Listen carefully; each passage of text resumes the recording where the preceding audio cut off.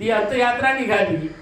30 ते 35 लोक फक्त त्या अंत्ययात्रेत होते डोंबिवलीसारख्या ठिकाणी की जिथं एक हात आडवा केला पोलिसांचा हजारो गाड्या उभ्या राहतात एका वेळेस त्या ठिकाणी. आणि त्याच्यानंतर आमचेच काही डिपार्टमेंटमधली मंडळी ड्युटीवर जाताना भेटली. तिने मला पाहिलं आणि थांबले आणि मी हळूच जवळ येऊन विचारलं, साहेब काय झालं?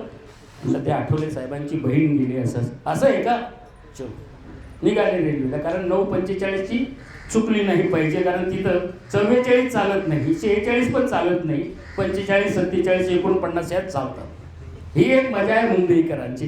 तसं या समाजामध्ये आपण जेव्हा वावरत असतो त्या समाजामध्ये इतरही उपेक्षित घटक आहेत. आज बच्चू कडूंचा उल्लेख केला आमच्या सहकाऱ्यांनी. हे बच्चू कडू सुद्धा अनेक वर्ष हे काम करतात.